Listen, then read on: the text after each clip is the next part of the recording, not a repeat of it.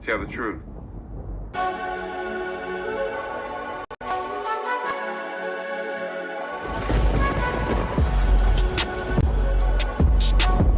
Tell the truth.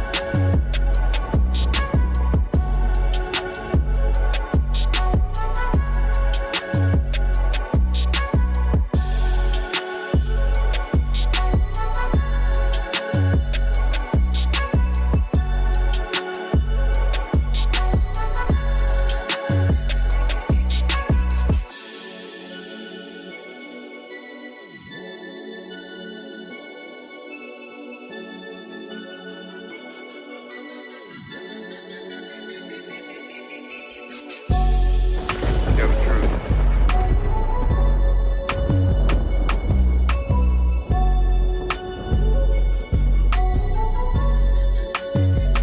Tell the truth.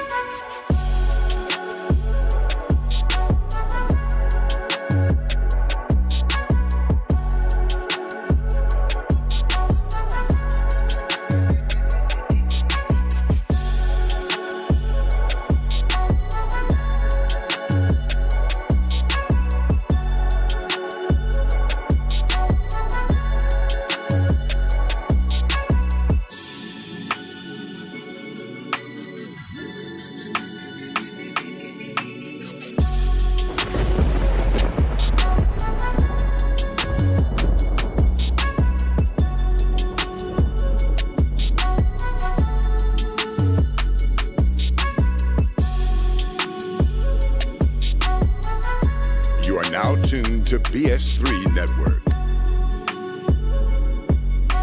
BS3 Network, changing the way you listen to podcasts. BS3 Network is now on Roku TV under BS3 TV. Download today.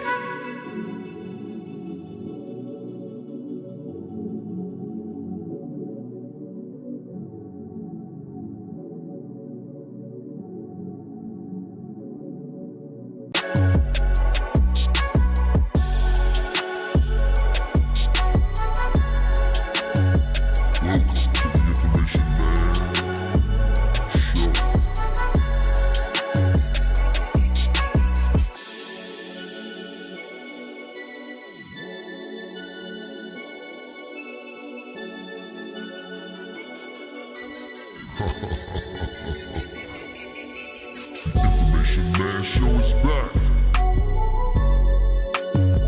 I've been gone for a little while. Let's get into this. Yeah.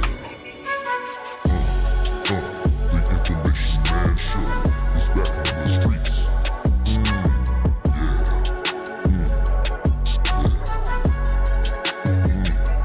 You know, I gotta put some sense into this game.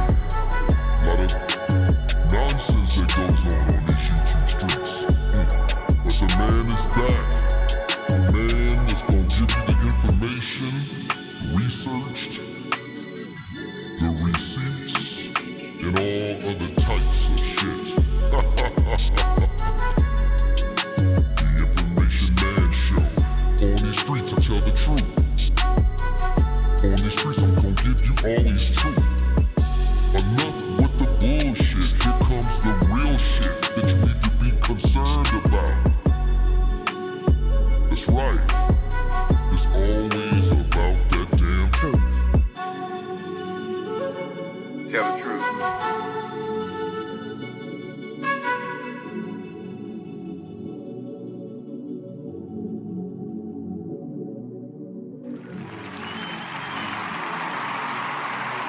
Tell the truth. What's up, everybody? Peace.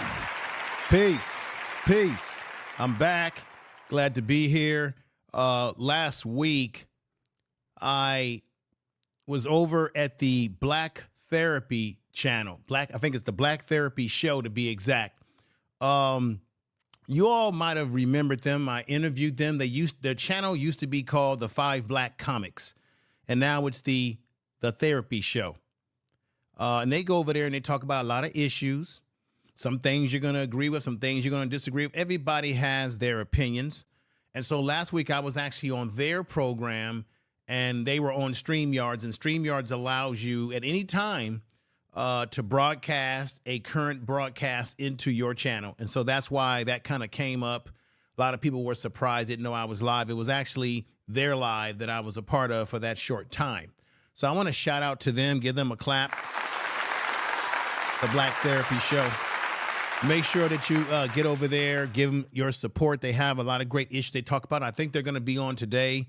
So everybody, thank you. I'm back, getting back on the saddle with doing my regular live streams on this channel, and have not been able to upload the podcast like I want. Been so busy, but I want to say to everybody, thank you for still supporting and sticking with this channel. And you know, whenever there's a hot button issue, then I'm going to put my 2 cents on the hot button issue, or whatever issues are coming up.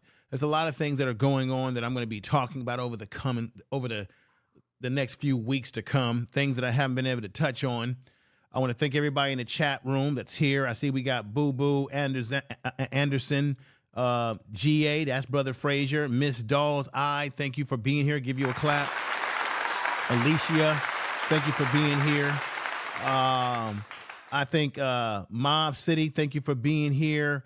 Everybody that's coming in, Jill's Chocolate Boutique, I see you. All my regular folks that give me a lot of great support over here, including Empress Goddess, thank you for being here again. Let's get into this right now. I want to say something. I'm going to say some things today. I'm going to get you all ready for this right now, because I'm going to say some things today that some people are going to agree with, some people are going to disagree with, and some people are going to be triggered. Because I know a lot of people look at Tupac as not only a hip hop icon, but some people put him in the same pathway with a Malcolm X, because on a few occasions he said some things where he spoke out against the system. But I'm going to break a lot of that myth to a lot of you today, because I think we put too much energy or too much stake. Tell the truth. And we label people revolutionaries who haven't really done anything revolutionary other than their rapping. And we have put too much energy and stake into trying to put Tupac on a pedestal. Now, him being killed in the way he did was a shame. Should have never happened. That's another example that's one example of black men harming other black men. It does not represent all black men, but it represents a particular class of black men. And I'm going to define what that is. And I'm going to make some people mad today. So if you got your favorite rappers out there, you got your favorite rap music, I'm going to make you angry today. For some of you are probably going to be praising me here and saying that's exactly how I felt too, Info. I want to say this. I don't know why, and I'm going to say this again. I don't think anybody, and I don't know why anybody is so surprised that all of a sudden on CNN, they make this breaking news about, oh, we have found the killer of Tupac. What are you talking about? You already knew who the killer was. You already knew who was involved. They've known that this man was involved for many years. It's been, what is it? How many years? Put it in the chat room, everybody. Was it 27 years? Is this a 27-year unsolved murder of Tupac Shakur? Why did this go that long? We all know about that fateful night. We all know about that night and what happened in Las Vegas on the evening of September 7th, 1996. Hell, I was 26 years old. Some of us were young then. Some of us had less gray hair in our head.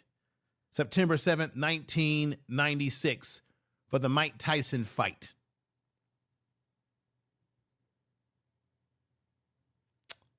Right there in the MGM Grand, in the lobby of the hotel, a member of Suge Knight's crew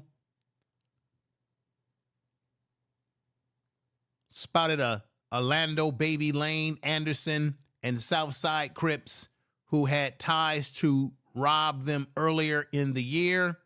I think it was some chain, some goofy chain that they were fighting over.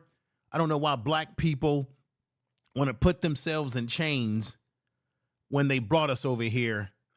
Those of us who came here from the continent of Africa. Of course, there's those who say, hey, we were already here, but why would we want to wear chains when they put people who look like us in chains? Why? What's the psychology behind wearing chains around your neck when chains were used to suppress us?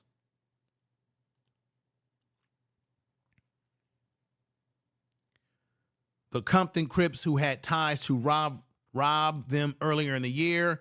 Suge Knight's crew then assaulted Anderson as captured by surveillance footage before leaving the hotel to go to a post-fight after party.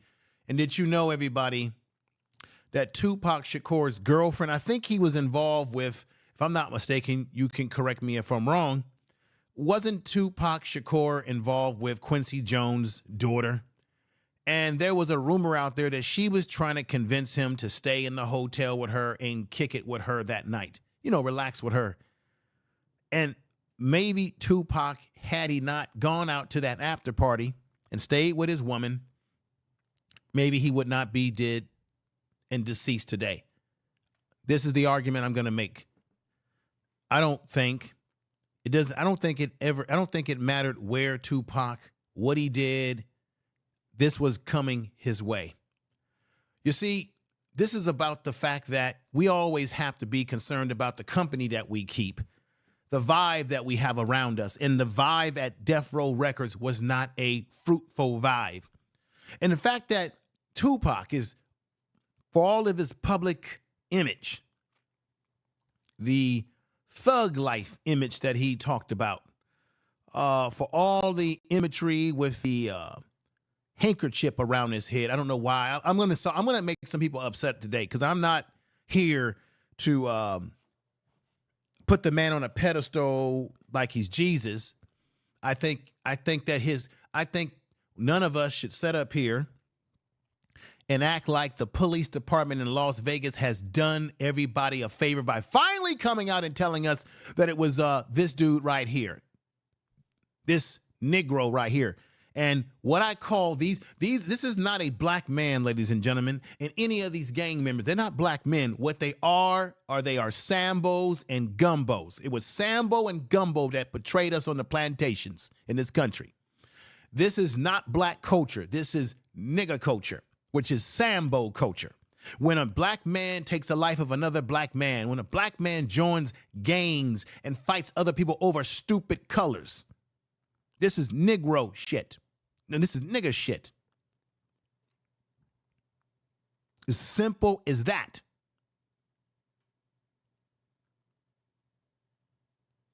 The truth of the matter is Tupac joined Death Row Records, which was laden with gang affiliations, I believe Bloods. And Tupac was never a gang member. Ladies and gentlemen, I'm going to bust your bubbles. Tupac was never what he portrayed himself to really be. You know why? Because I lived in Oakland. I'm from the Bay Area. I remember when Tupac hit the scene in Oakland, California. It wasn't a thug life.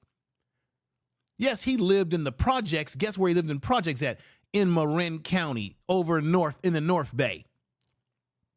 Yes, when he came here, he's originally from New York.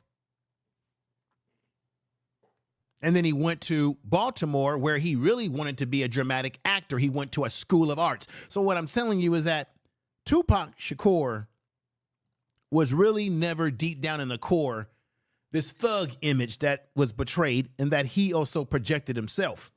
And I know people say, well, the thug meant something else. Well, I ask you this question. If the thug meant something uplifting for black people, what did Tupac uplift us with other than hip hop music, which was infiltrated at the time that he got popular with the gangster rap, which was purposely decided to be used against us to destroy our music when they had a special meeting in Los Angeles to try to disrupt the music. Prior to that, Tupac wasn't pushing a thug image. I'm here to tell you today that Tupac is not only killed and no longer with us because of this Negro right here and those like him who plotted against him, but he is here because he allowed himself, and we allowed this gangster culture, this thug life culture, this gang culture, which is nothing but leading you to destruction. I know this for a fact because I deal with gang members. You are listening to Information Man. Please make sure to subscribe to his channel. I see how it's destroyed their life because they've told me. And Tupac didn't have these problems when he was running around with Digital Underground in Oakland. He didn't have this persona, or did he have these issues? Sometimes the company that you keep can be the company that leads you to the graveyard. And so here we got the police in Las Vegas and CNN and everybody that's acting like they've done us a big favor by finally telling us something that most of us already knew, that it came from a gang element. I know that people want to push out there the conspiracy theories. Dismiss me with the conspiracy theories. I don't want to hear anything about the police was plotting against him. It's a no-brainer. When have the police never not plotted against black people or black men and women? Come on. So when you say that, we're not saying anything new, because when have the police systems of this country not tried to pollute us and destroy us? Okay, that goes without saying. But the real reason why Tupac Shakur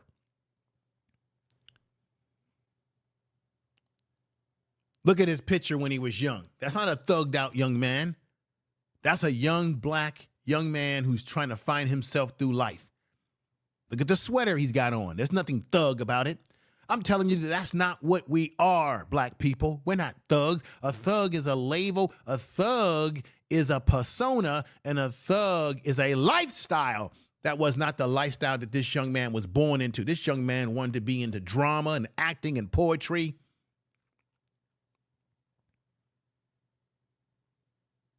Rap music began to change, and therefore Tupac changed with rap music to sell to us whatever was popular. You say, oh, he was a revolutionary because he spoke out here and there.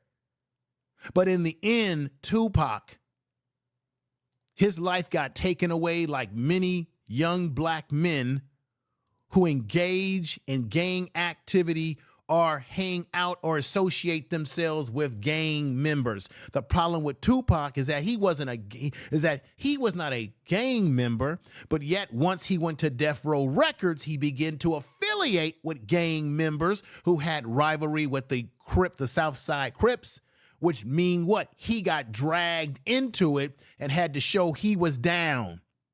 And then getting dragged into gang bullshit, into Sambo and Gumbo culture, it ultimately brought him down, which he never really was of that persona. You see, Tupac on the picture is right next to Nas. Is Nas alive today? Yes. Why do you think Nas is alive today? Because Nas, I'm going to keep it real with y'all, Nas wasn't engaging in the fuckery rap music that gangster rap became. Nas was sitting up there spitting knowledge to us, knowledge of power, uplift type of music, breaking down things. That's why Nas is living today to be able to be an elder spokesman in the rap game. But once you get involved in gangster music and you spouse all that garbage and that hate, that anger, all that, and most of the hate, most of the talk in rap music and gangster rap music is black young men talking against other young black men. And so it creates a negative vibe, and then we wonder why he's no longer with us today. If you're with me, everybody, you hear what I'm saying? Put those sevens in the chat room. I appreciate those that are here. The cops likely waited over 2 decades to arrest Tupac's murder suspect, Duane Keffe D. Davis, so he would air more confession. Experts say this is bullshit. They could have arrested this man alone. They're going to tell you and me that they didn't have enough evidence, right? That's what they put out there in the press conference, and I'm going to play that today. Why didn't they give his mother the justice that she deserved? I want y'all to really think about that. Here is the mother, who was a Black Panther at one point in time. She admitted that she had a drug habit. She was hooked on crack. And of course, we know Tupac talked about that in his rap music, that even though you were a crack fiend, mama, you know, he expressed a lot of. So when Tupac would rap about those things, it was deep. We could connect to it. We could relate to it. That type of stuff he was saying, rapping about, was real. But when he got off into the other stuff, once he got himself attached to that Death Row Records, that's when everything went downhill. When he associated himself with Suge Knight, the devil himself.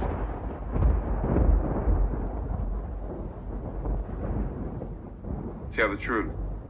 Now, I understand what the deal was. Suge Knight was the only one that came to Tupac's help, to his aid, remember when Tupac was thrown into prison, and this man, Suge Knight, AKA Miriam, I think is his real name, and he's a blood affiliated or a blood gang member. He paid to get Tupac out, paid whatever restitution he had. And from day one, when Tupac came out of prison, you all heard the story. He went right to the studio and began cutting albums, because it was almost as if he had a debt or a blood debt. So those of y'all who like to talk about, you know, these entertainers have these blood debts. No, this ain't about no blood debt. This is about Negroes taking the life of other Black people. This is about Sambos and Gumbos who are gang members. This is about nigga shit.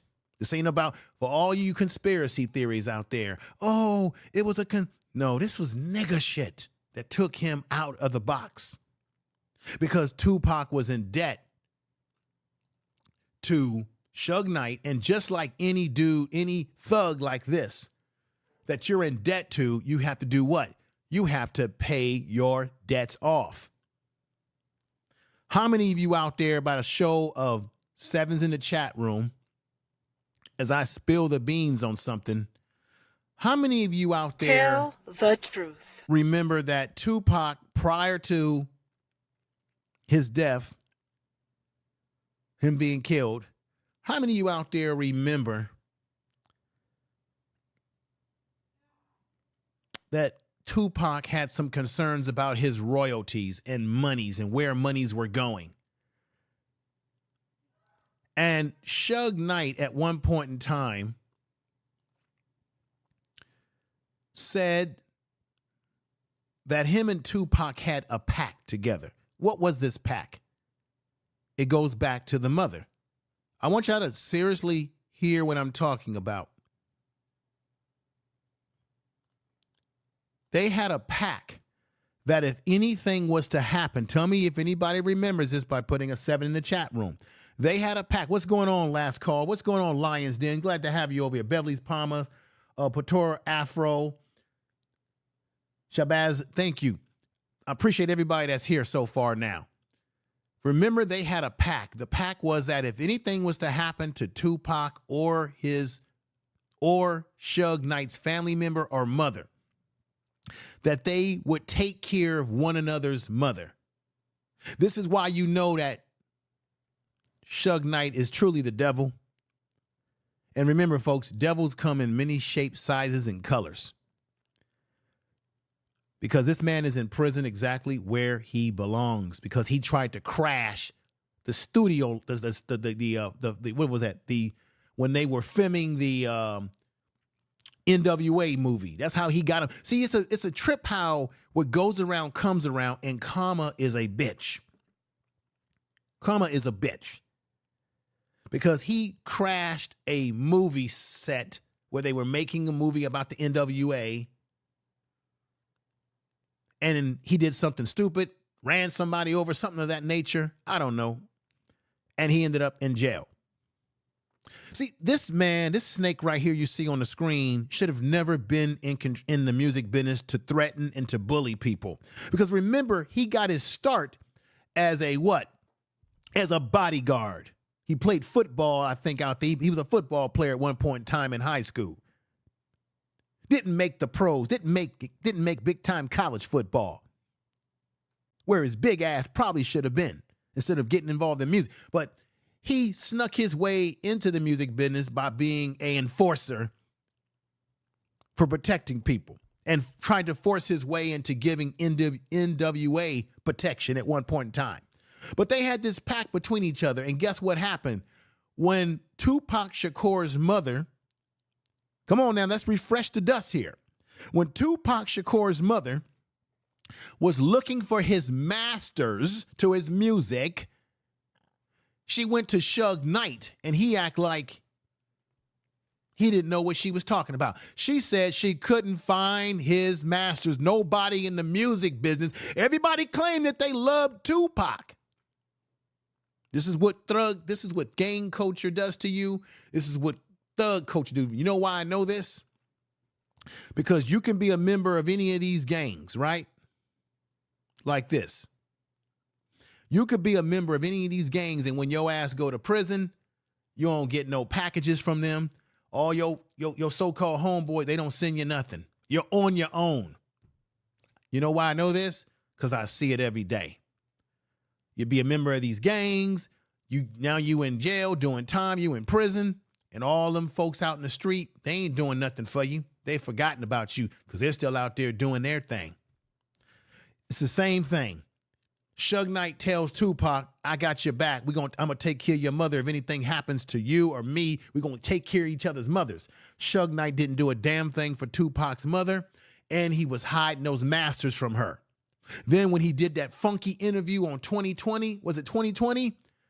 And they asked him some real powerful questions, and Suge Knight sat up there with that funky cancer.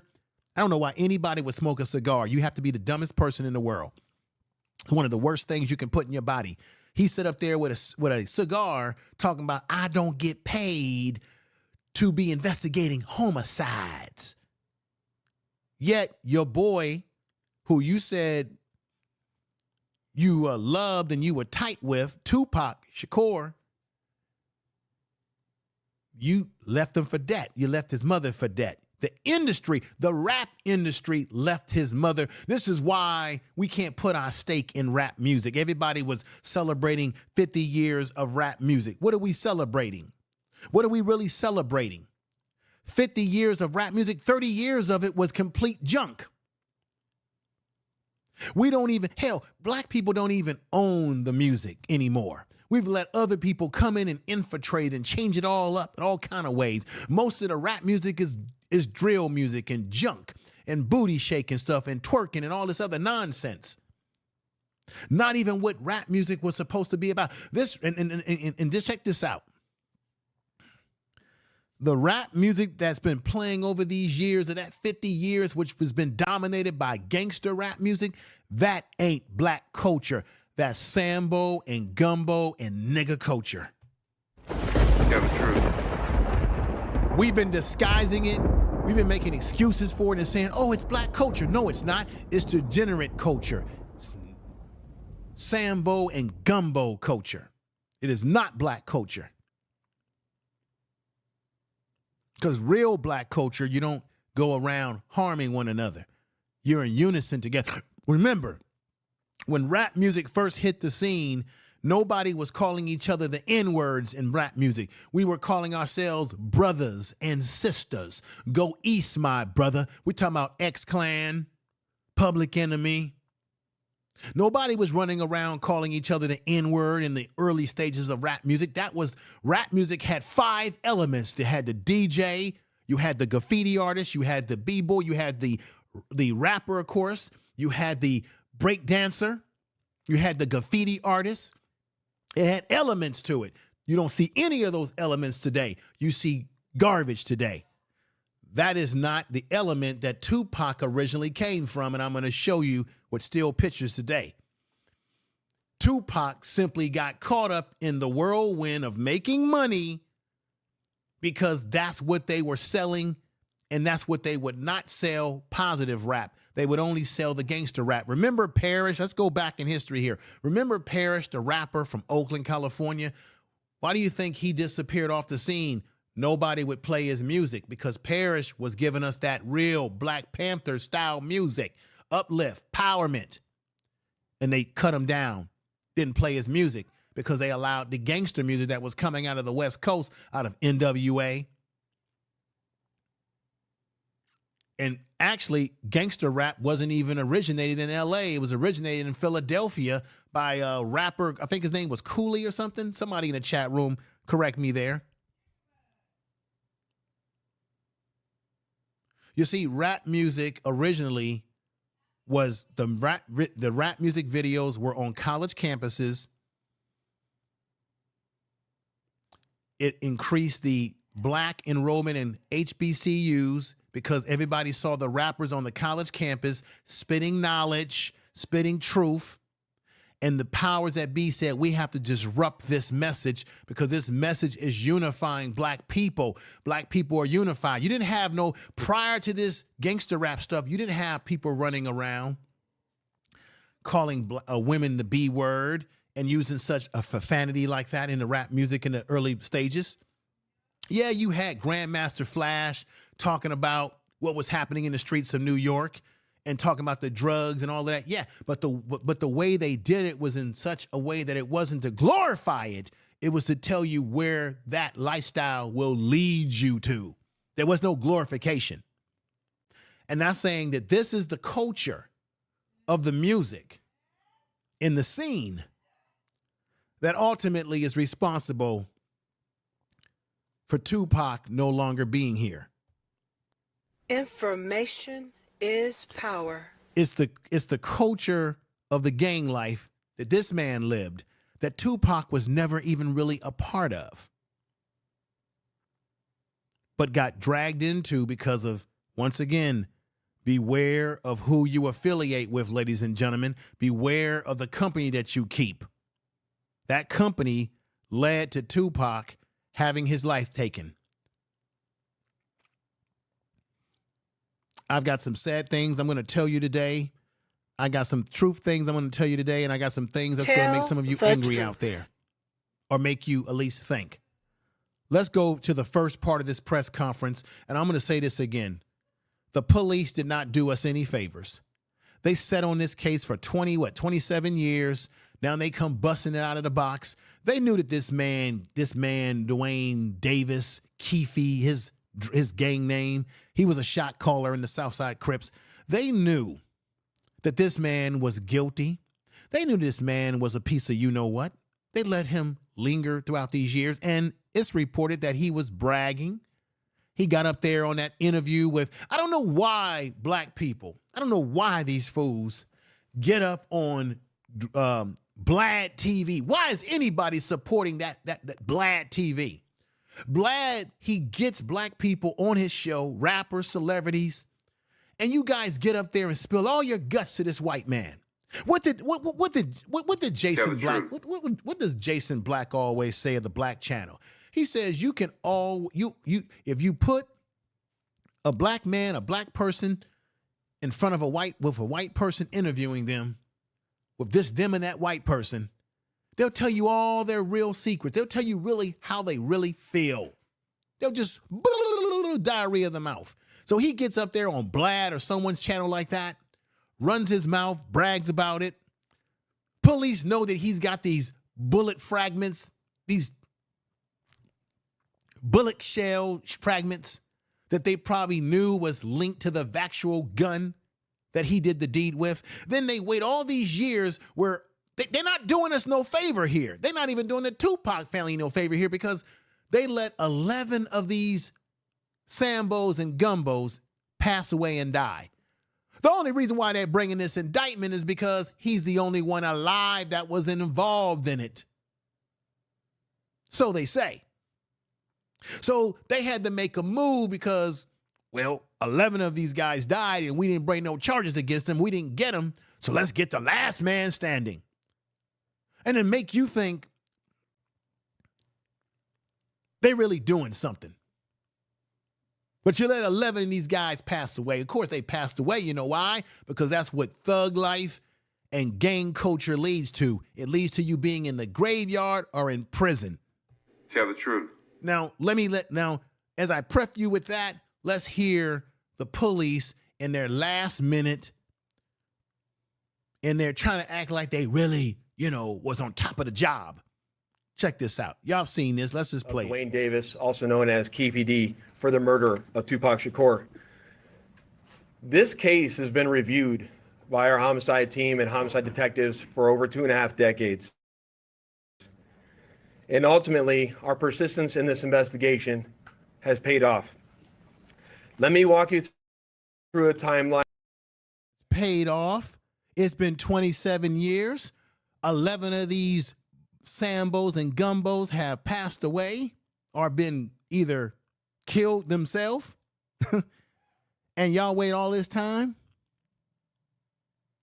Once again, everybody, this is fair use for the purpose of criticism. Showing this video is for the purpose of criticism, news reporting, parody, critical analysis, and what have you. This is fair use under 107, UFC 107, fair use. Let's continue with this video. This is fair use. And of events that as we know them right now. Prior to September 7th of 1996, as we all know, Tupac Shakur was an artist. So Lions Den has made it clear in the chat room that this dude, Duane Davis, Keffe D, was the uncle of Anderson, who's no longer here. Let's continue. Thank you for that information, Lions Den. Thank you. Now, prior to September 7th of 1996, as we all know, Tupac Shakur was an artist who was signed with Death Row Records.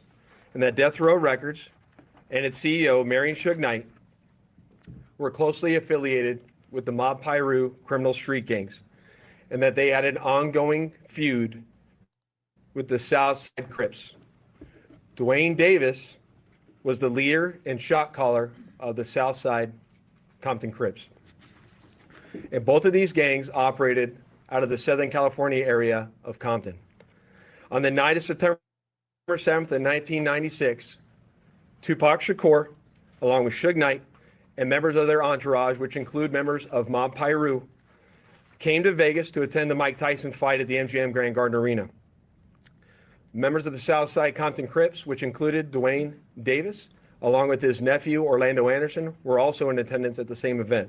Okay, Orlando As both Anderson, were leaving like the fight, members of Death Row Records spotted Orlando Anderson near an elevator bank inside the MGM, and at that time they began to kick and punch him near that elevator bank. I will now show you hotel security footage, as many of you have already seen, related to this incident. And on this incident, you will see Tupac Shakur, who's wearing a shiny satiny shirt, along with Suge Knight, who's a large man in a brown suit, punching and kicking Orlando Anderson. Following this incident, you'll see hotel security intervene. See it right there. I kind of stopped that. This is the footage that we've all seen over the years. Punching and kicking Orlando Anderson. Orlando Anderson. So basically, Keffe D, Duane Davis, this was retribution for what they did to, in his mind, beating up his nephew. So he had to revenge it. In this case, we know the story, taking the life of Tupac Shakur. Following this incident, you'll see hotel security intervene, and then they will leave the area of the fight.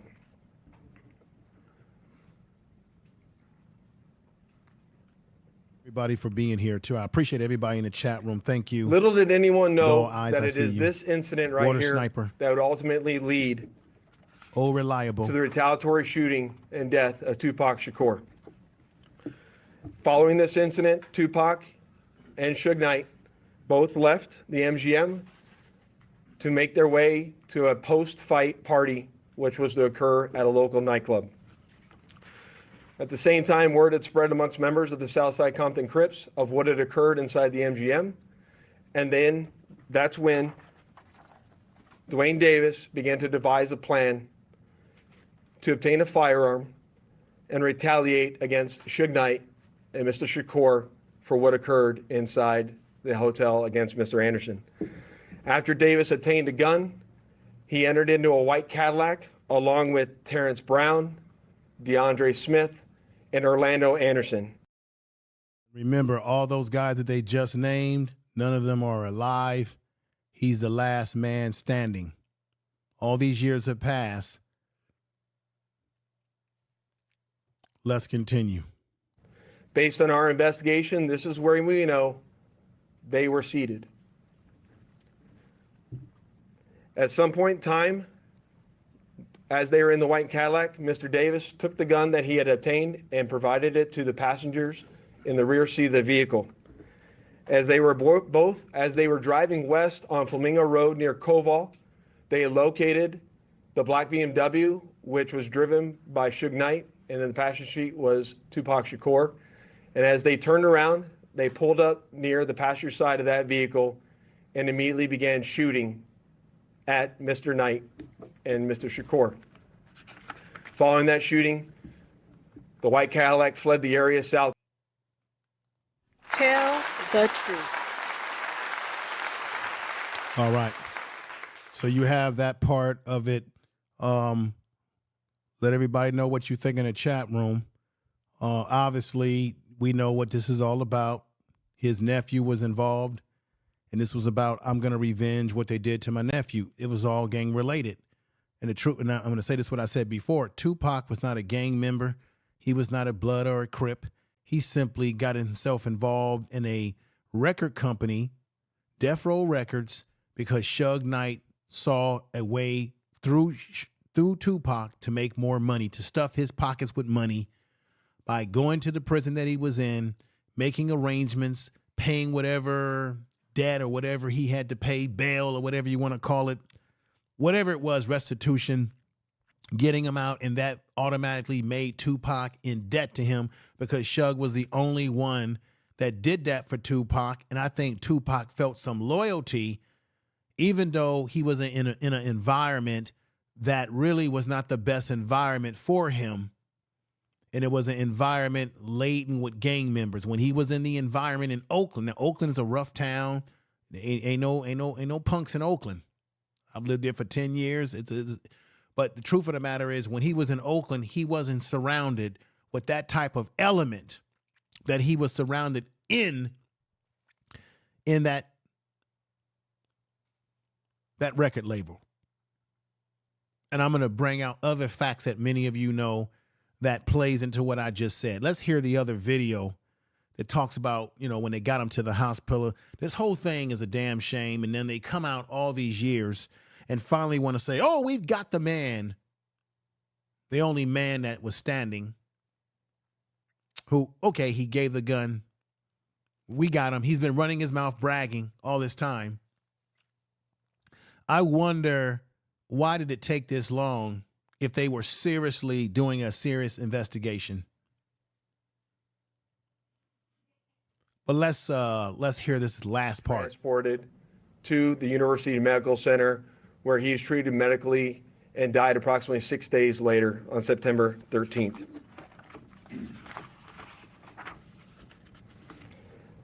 My homicide section handled this investigation from its onset and for a short amount of time. And within a short amount of time, what we knew was that we were working a gang investigation where our victims, our witnesses, and our suspects were all from Southern California and not local to Las Vegas. Within the first few months of the investigation, our detectives knew most of the information I just briefed you on. However, we never had the necessary evidence to bring this case forward and present it for criminal charges. As time went on, this case had been reviewed multiple times by different investigators assigned to my section, but it wasn't until 2018 that this case was reinvigorated as additional information came to light related to this homicide. Specifically, Duane Davis's own admissions to his involvement in this homicide investigation that he provided to numerous different media outlets.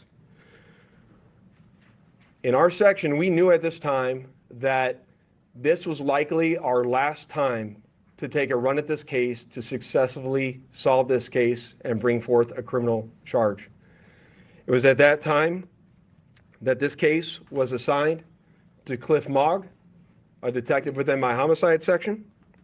And over the last 5 years, my section worked closely, hand in hand with the Clark County District Attorney's Office and followed a systematic investigative plan over the last 5 years. We've conducted countless interviews and corroborated numerous facts that were not only consistent with the crime scene on the night of the incident, but also corroborated and were consistent with the sequence of events that night. This ultimately led to us procuring a search warrant which was executed at Mr. Davis's residence in Henderson, Nevada. And following the execution of that search warrant, in close coordination with the District Attorney's Office, this case was presented to the grand jury, which ultimately led to Davis being indicted on charges of murder. Tell the truth.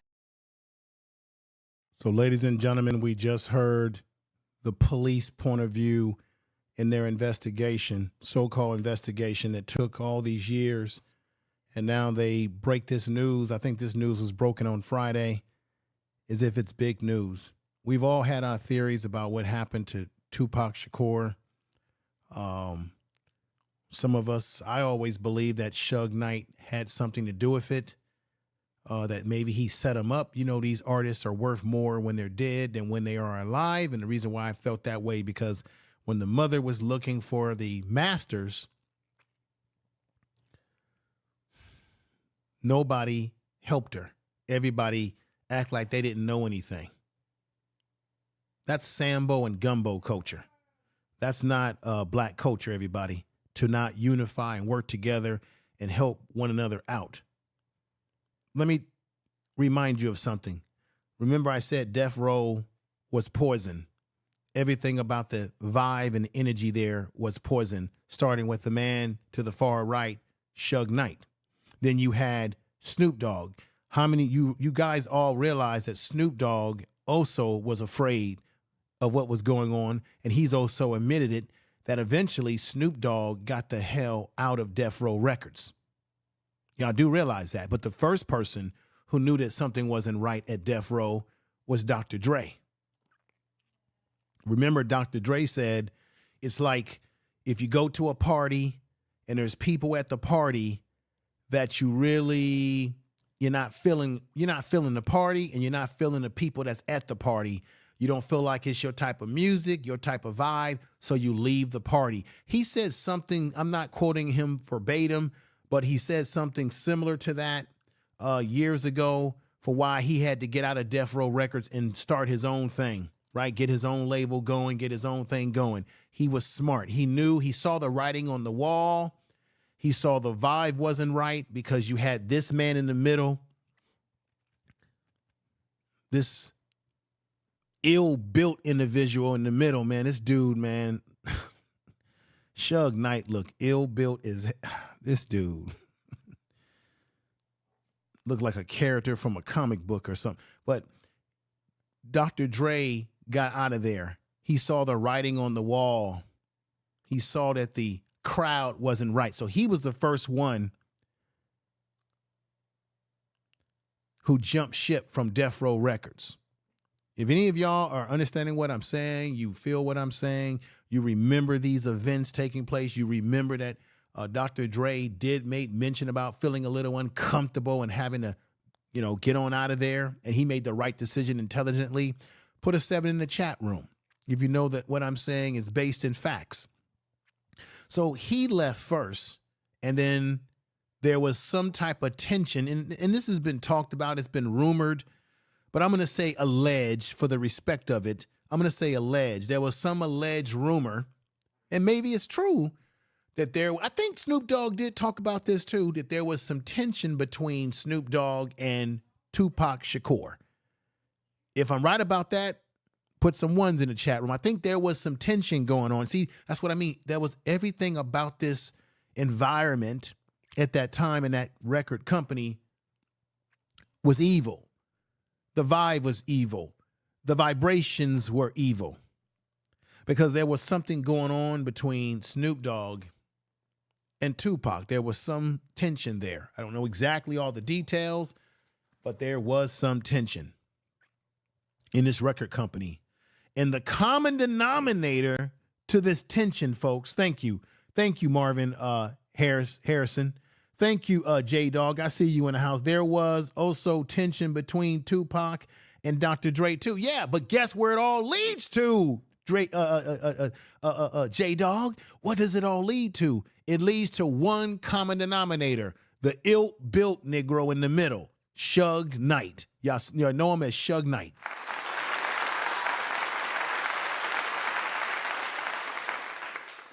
Suge Knight was the common denominator because he was the real street thug.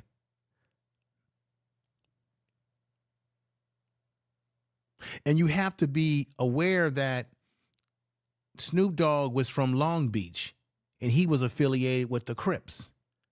So I think he had to feel a little pressure coming from his neck of the woods that, hey, man, you over there doing music with this blood. This Pyro dude. There had to be some level of uncomfort for Snoop Dogg, which is why he got out of there too. Now, when we look at Tupac, what was going on with Tupac within Death Row Records? I had mentioned that they had an oath amongst each other to help each other's mother out, and Suge Knight reneged on that, and many people in the music industry turned her back. This is why I say we can't put these rappers on a pedestal, because when it really counted, they didn't have Tupac Shakur's back. All these rappers talking about how much they love Tupac Shakur, but yet they didn't have his mama's back. And she ended up, passing away without ever getting this report that they broke out with this Friday. Kitty G, what's going on? Thank you for being here. Clap to you. Lions Den says that Suge Knight and Diddy were beefing for years that led us to the alleged East Coast, West Coast drama. I hear you, but you know that East Coast, West Coast drama was just another psyop to manipulate us as the audience. You do realize that was a psyop that was played on us by the music business. Because if they really wanted to stop that beef, Lions Den, the music business, the DJs and everybody involved in the music business could have said, we're not going to play this music. We're going to put a stop to this. But what did they do, Lions Den? They kept playing the music to do what? To keep creating this drama of a so-called West Coast, East Coast rivalry, because they were all making money off of it. They were all making money off of Tupac. Tell the truth. And Biggie Smalls. So it was lucrative for those in the music business who did not look like us. Because think about who runs the music business. Black people might sing and dance, but we don't own we don't own the distributing companies, right? We don't sometimes even own the publishing. So somebody who didn't look like us, and then some of those Sambos and Gumbos that did look like us, were making money off of this creation of a beef. And the way they played our minds was to have both Tupac and eventually have him turn on Biggie Smalls. That was all a setup. And have Biggie Smalls turn on Tupac. So this shit was created. This was social engineering, and create a narrative that there was an East Coast, West Coast rivalry because you had two prominent rappers you see on the screen right here who had a fallout with each other. Now you pump that out into the mindset, because at Death Row Records, when he came out with that song about having sex with Faith Evans, did anybody at Death Row Records stop him from putting that album out? No. Did the industry stop him? No, because the industry was feeding off of the negativity and making money off the negativity and making money off the thug life and the gang culture that was embedded at that time in the gangster music, particularly coming out of the West Coast. Tell me if I'm wrong. I dare anybody tell me if I'm wrong here. And what do Tupac and Biggie Smalls both have in common, y'all? They both had mothers. And when their mothers died, they found out that both Biggie Smalls and Tupac had no money. Tell the truth. Both mothers were looking for the masters. So check this out. You said that Diddy and Suge were going at each other. Diddy and Suge made out like what? Bandits. P. Diddy doing pretty well for himself today. He's made a lot of money. Isn't it interesting that the people who were the perpetrators of pushing the content out there, who ran the record companies, they not dead. They alive. But the two artists are gone. Diddy's alive today. Nobody's made a play on him. Yeah, he had that incident at the club when he was running around with J-Lo, or maybe J-Ho, okay? Tell the truth.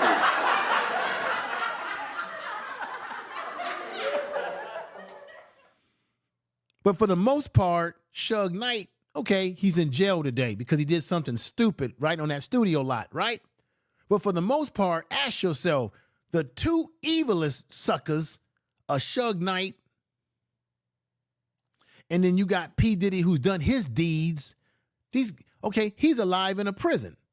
But P. Diddy's running around today, and they both made money off this so-called East Coast, West Coast rivalry, which was manufactured by the music industry, manufactured by these two individuals, this man right here, along with P. Diddy, and also manufactured by those who run the music industry who don't look like us, who wanted us. And this is what I mean by the whole goal was to disrupt rap music, turn it into a bassery type music, destroy the positive message, make us call each other the N-word, make us say, I want to take you out, I want to take a gun and do this to you and do that to you.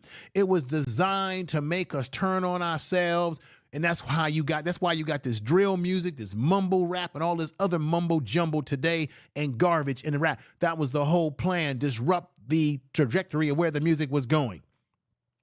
Get rid of the PD, get rid of the Public Enemies, get rid of the X-Clans, get rid of all these groups that were uplifting us, change the message. And if you change the message, you change the energy, you change the vibe, now you change the concept, now you change the clothing that they wear, now you change the mindset, and you change the people's minds.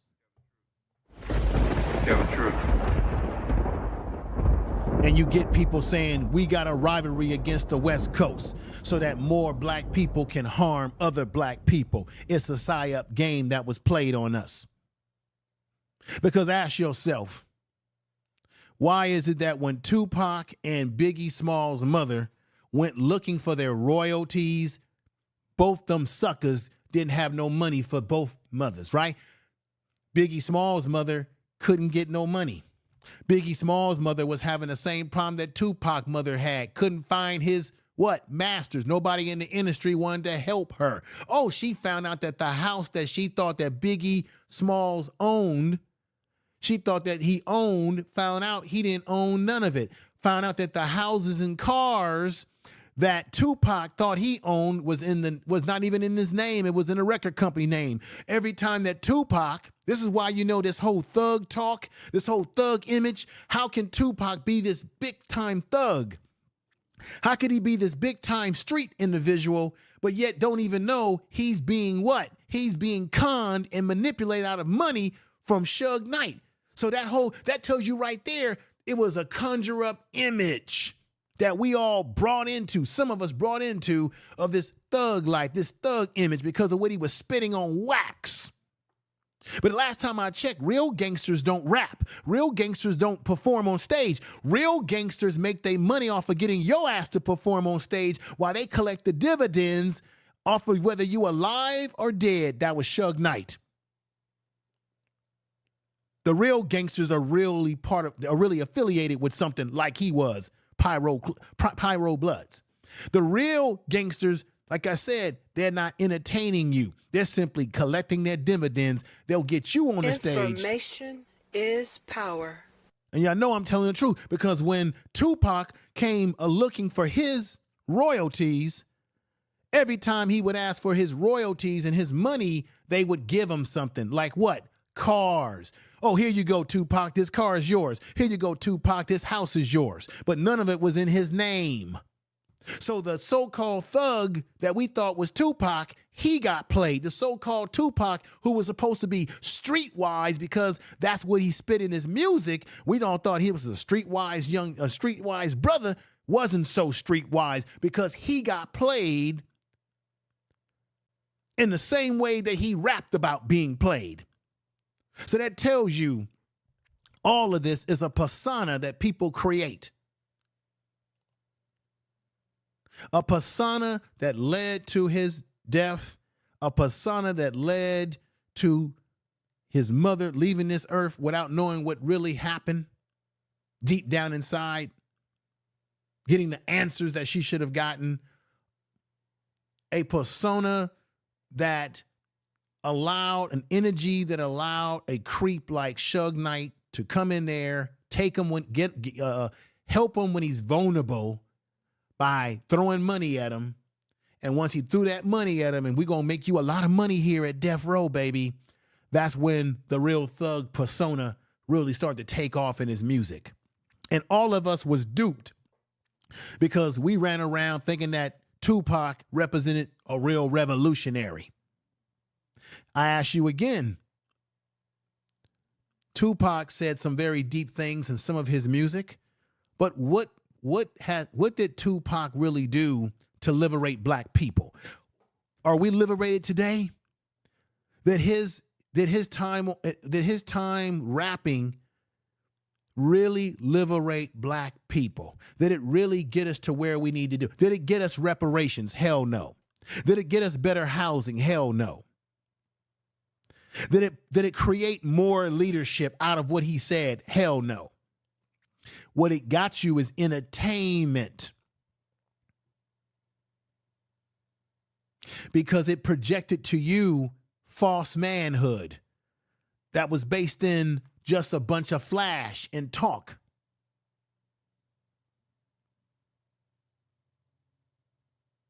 Sometimes we put the wrong people on a pedestal to look up to. You see, we'll look up to the thug image, but we won't look up to the young black male or female who's going to school, doing the right thing, getting education, becoming something in life that's not going to get them in the graveyard. But we will glorify the image of cars, rings, diamond, all the things. We forget that Tupac, all this stuff that you see these rappers doing today with the money in their hand and the diamond rings and flashing the women in the video, where you think these youngsters today, these millennials and rap music and these Gen Zers, where you think they got this shit from? Where you think they got that shit from? They got that image from the rap music that was coming out in the 90s, and Tupac, whether you think he's some hero or not, Tupac contribute to that image that these kids are mimicking today in the mumble rap and the drill rap. Where do you think that shit come from?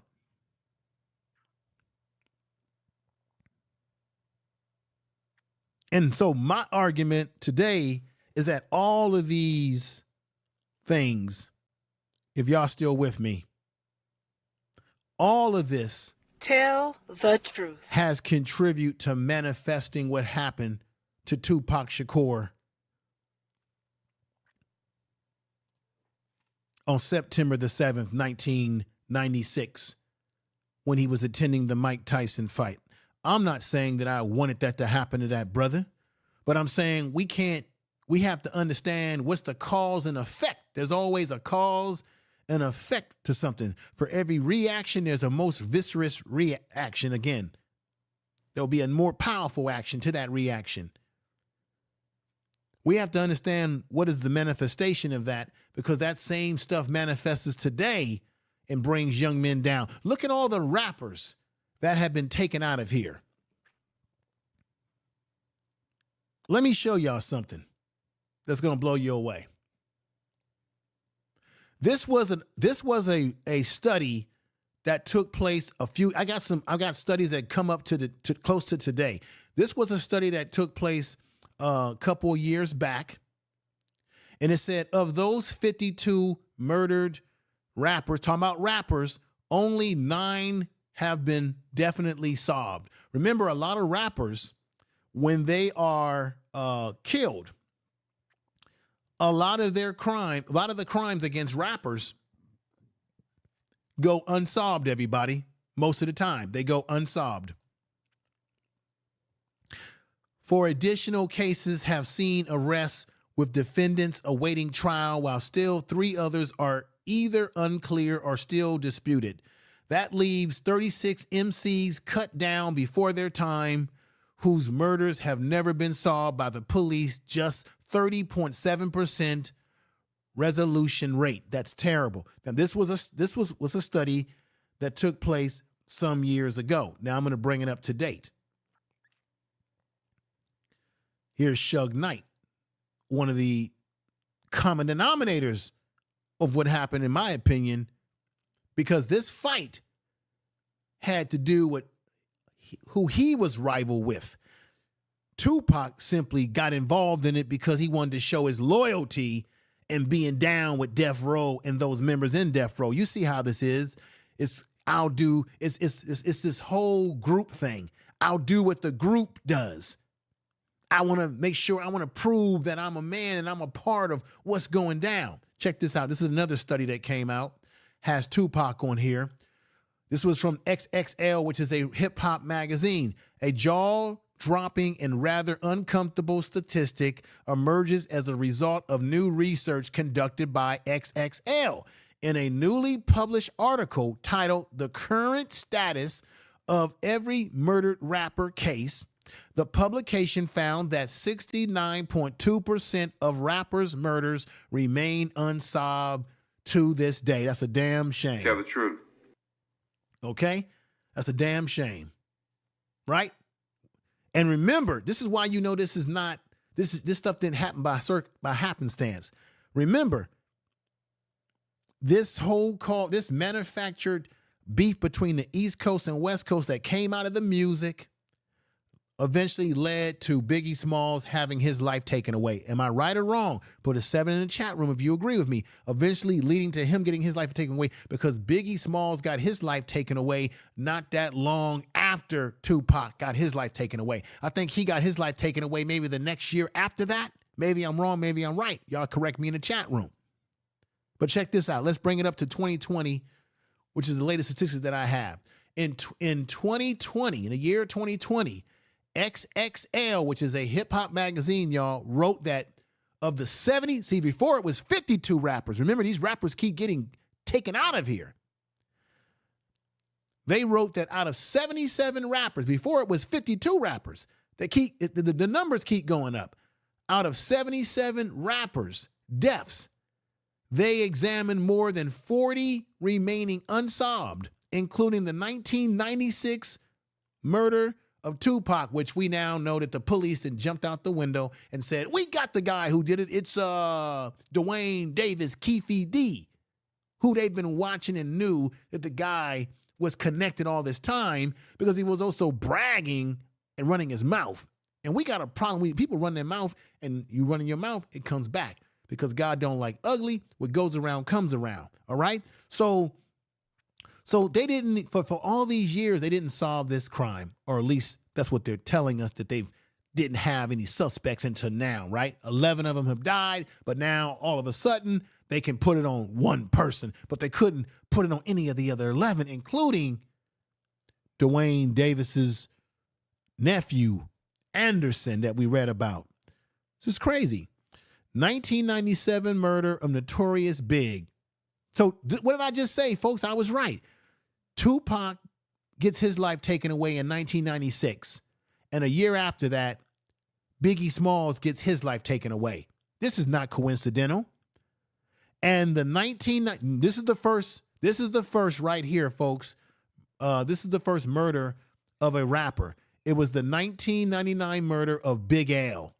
How many of y'all remember Big L? Put that in the chat room. Tell the truth. This is the truth, y'all. This is truly what's going on. Let me also say this. Remember I told you that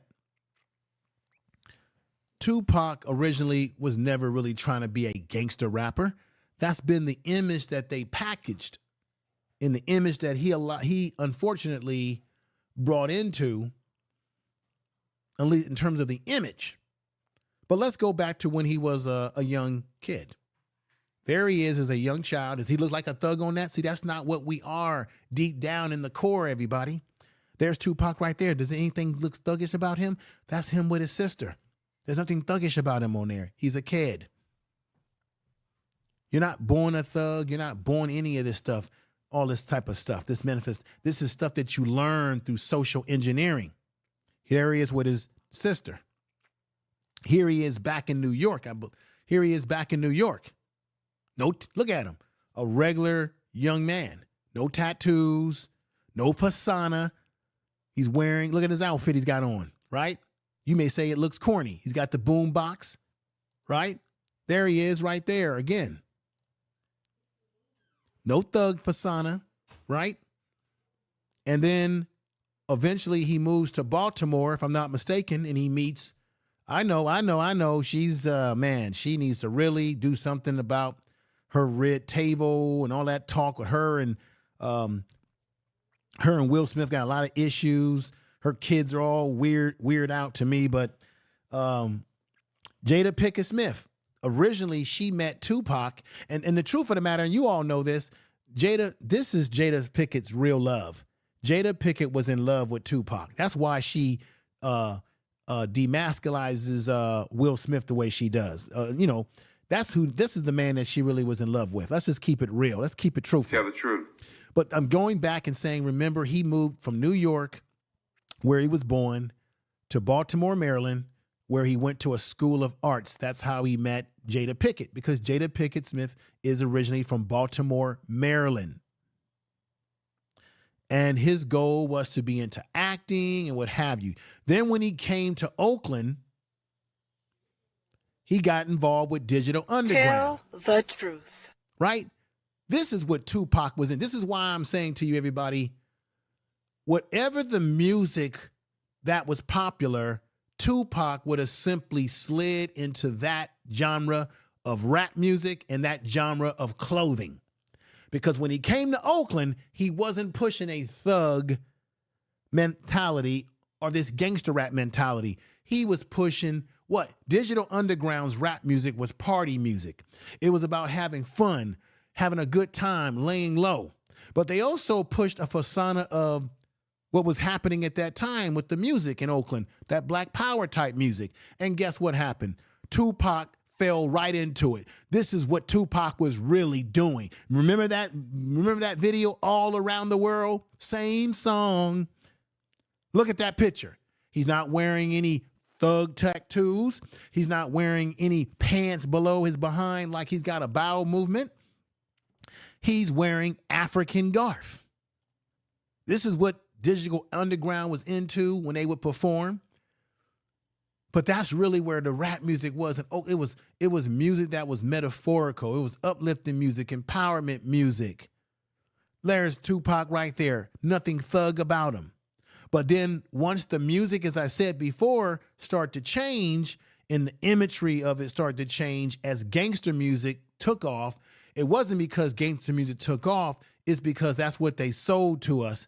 And people began to accept the garbage gangster music over the empowerment music and the party fun rap music and the more metaphysical rap music for the gangster music, because that's what the record companies were selling. And if you wanted to make money in the music business, you had to get in, fit in, and adjust to what was selling. And at that time, eventually groups like Digital Underground fell off because they couldn't get their music to get that airplay because gangster music was taken over. And Tupac simply was willing to do what? He was willing to manifest a different image, change his image. Because as much as we want to say, oh, he was revolutionary when he said this and he said that, as much as we want to say it about Tupac, he did like everybody else does. He did what he had to do to make the money. If Tupac could have made the money and got the success and fame that he got doing gangster music, doing positive rap, wearing kufis and wearing red, black, and green, wearing African garb, talking positive talk, singing more rap songs about Dear Mama, if he could make a lot of money and get popular doing Dear Mama, and we were willing to buy that type of music and not let the record companies in the industry dictate to us what rap music was, Tupac would have never came out with this thug image with the handkerchief on his head. And I don't think any black man should be wearing a handkerchief on his head when you know that that has a lot to do with being a Sambo and a gumbo. That's plantation type stuff. The handkerchief head Negro. We've heard this type of talk, right? That's why I wouldn't, see what I'm saying? That's why I say this imagery is the Sambo and gumbo imagery, right? He wasn't wearing no chains around his neck. And Tupac didn't really start getting into that kind of stuff until he started really letting the gangster music take hold as part of his identity. And some of us will make excuses and say, well, you know, Tupac, not all of his music was bad. He had a couple of songs in there where he said some positive things about the women. He had the Dear Mama. He had the Brenda Got a Baby. Yeah, he's got he's got some songs where he sung that, but the majority of his music was stiff. And I'm sorry, folks, a majority of his music was deeply rooted in the Sambo gumbo gangster rap. That's a fact, and y'all all know it. Water Sniper says this: what you say that Tupac was made up studio gang. Well, if you, Water Sniper, if you look at his history when he was in Northern California, meaning in the Oakland area, when he first came out to California, he was struggling, right? He was trying to adjust because he even said himself in interviews that when he got to Oakland, he was like, whoa. Oakland really turned him out because he saw the gritty streets of Oakland, and that really influenced him. But I think his gangster persona got amplified once he joined Death Row.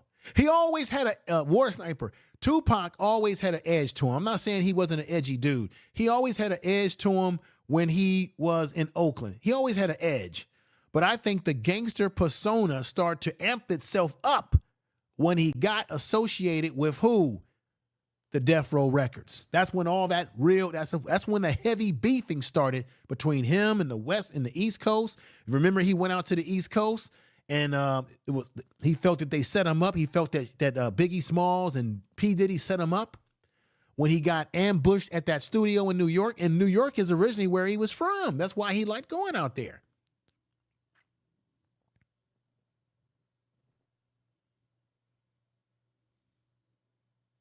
So I think the imagery, that image and that behavior got amped up. The more popular he got, the more the behavior got amped up. And if you know anything about young black men in our society at that time, everybody was trying to say, hey, I'm a man. And everybody was not everybody, let me correct it, not everybody. Some people would take on these kind of characteristics and behavior because they think that would be, I'm a man. And then we begin to look at this music in the gangster culture, the gang culture, and say that represents, maybe that represents man. No, it doesn't. We begin to think that it represents the black culture. Too often we get on panels and we say, oh, this is part of black. No, it's not. No, it's not. That's not black culture. All you got to do is go back in the day and look at what black people were doing in the past.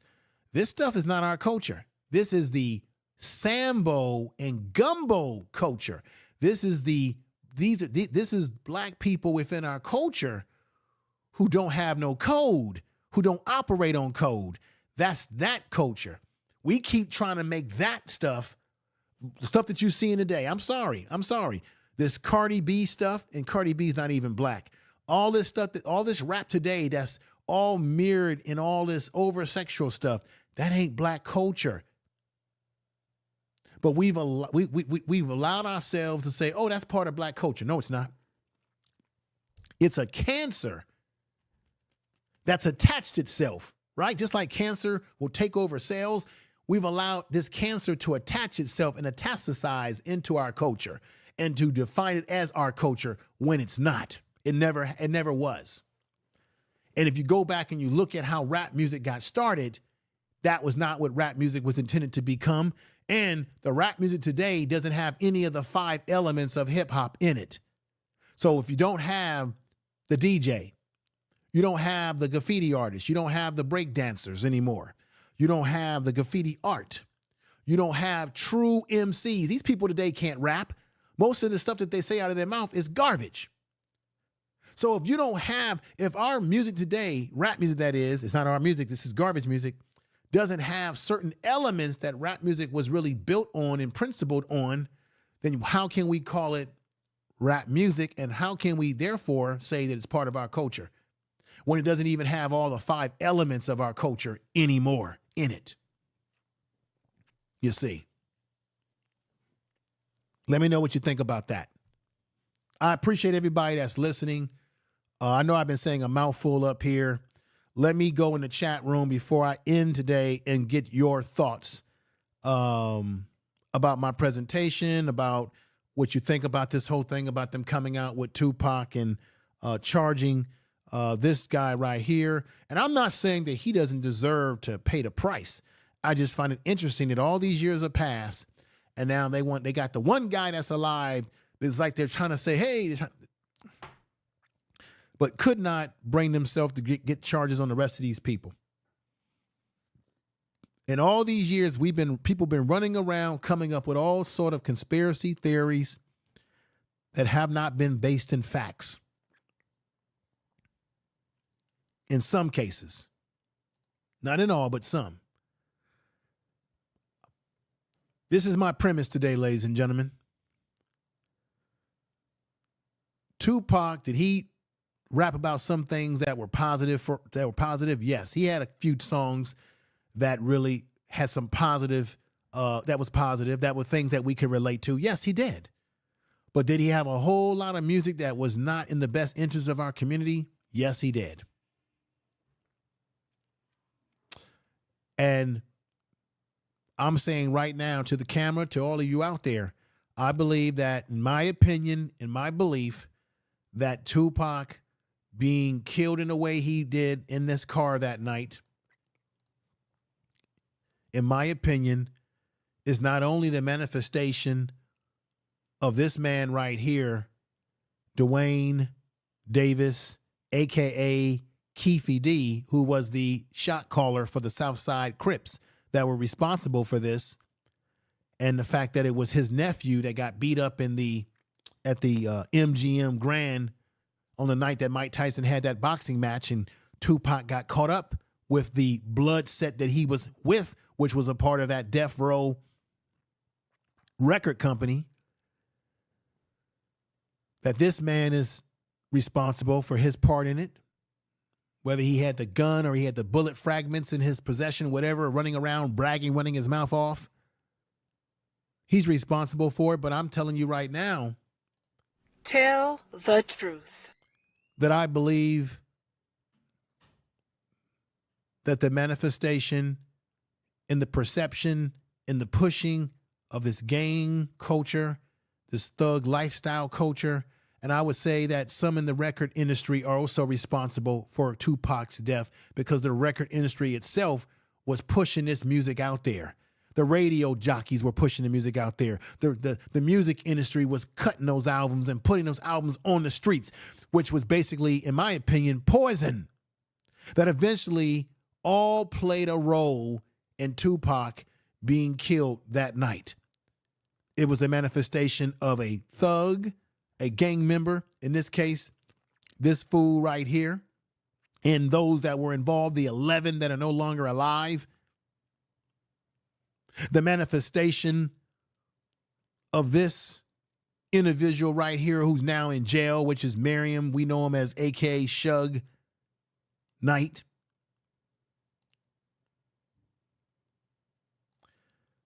I think it's also Tupac, his lack of, I think Tupac played a role because he allowed himself to get caught up in other people's issues that really had nothing to do with him, because Tupac spent most of his time, when he came to California, he first spent most of his time in Oakland.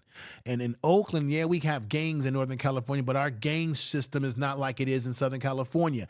Tupac wasn't a Blood. Tupac wasn't a Crip. He wasn't any of that stuff. And he got caught up in it simply by being associated with that damn Death Row record company, which, by the way, Snoop Dogg got the hell out of there eventually because he knew that the writing was on the wall. And we know that Dr. Dre got out of there because he knew the writing was on the wall, right?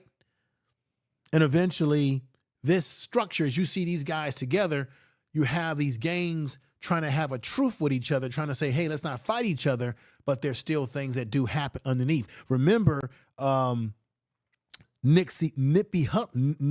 Hussle was killed by someone that was associated with the gang, okay? So even though it may appear like they got a truth between each other, stuff still happens, because Nipsey Hussle, as much as we want to get into conspiracy about, oh, they were trying to stop Nipsey Hussle from building something down there. No, Nipsey Hussle got killed by another nigga who was a gang member. Why can't we just understand that we're doing it to ourselves? They don't need to do it to us. All they need to do is create the trappings.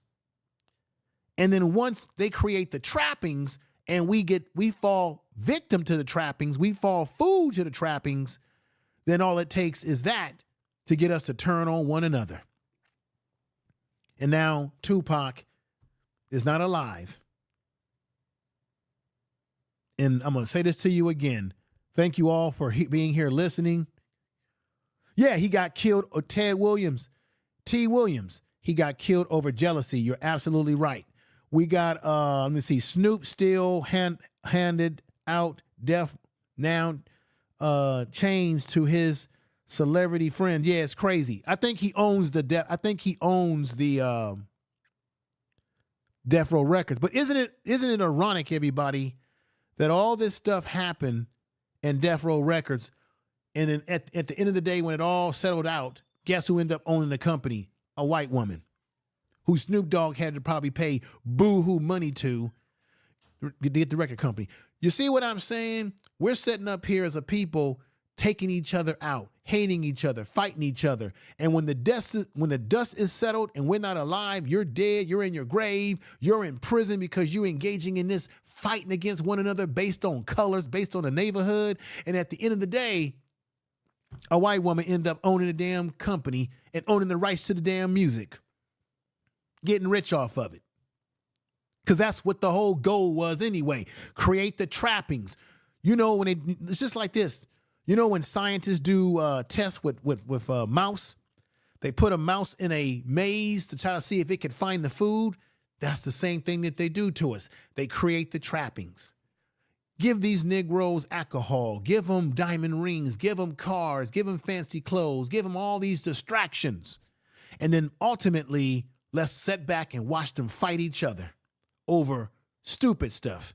And then ultimately, they'll take each other out, delete each other.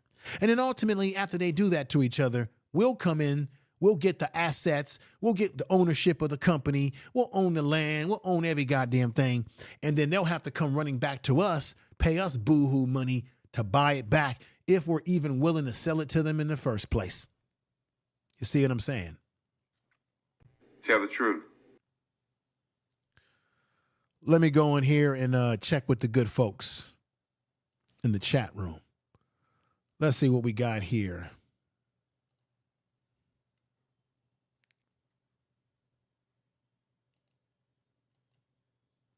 All right. me see here. Oh, I know what's going on. Hang on, folks. Boom. Here we go. Let me put my other scene up here and bam. Tell all right. the truth. All right. T. Williams says, just like the movie Who Cloned Tyrone. Yes. Yeah. That everything that they do to people in this society, y'all, when y'all watch these movies, when I watch these movies, the movies are telling you what they can do. So that movie Tyrone that you speak of, T. Williams, that Tyrone movie was deep on a lot of levels because they're actually doing it to you. But we don't know because we get caught up in all this stuff like East Coast and West Coast rivalries. And that's what they did.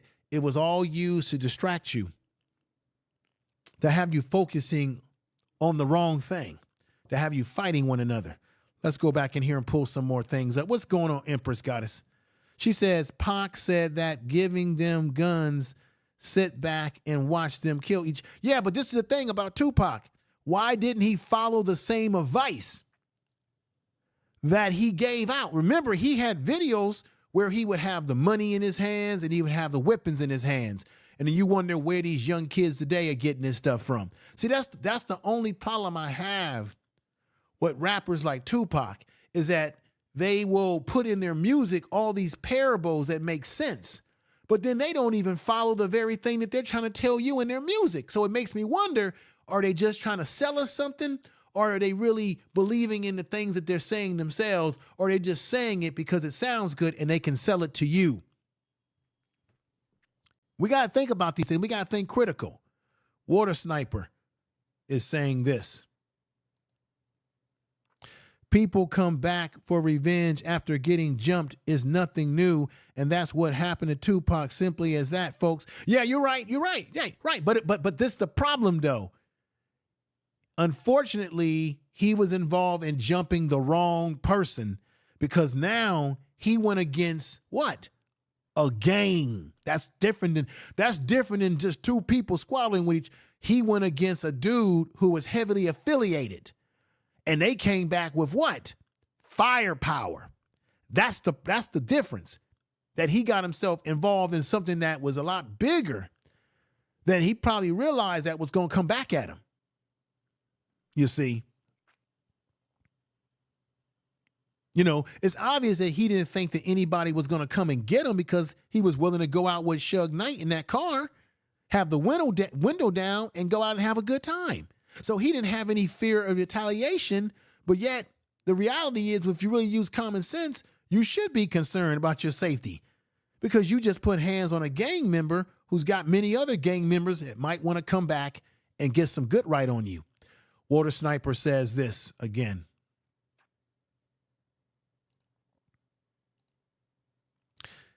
Act out in front of cameras and behind microphones with guns talking gangster shit, but in real life, be sweet as candy. Good point. Good point.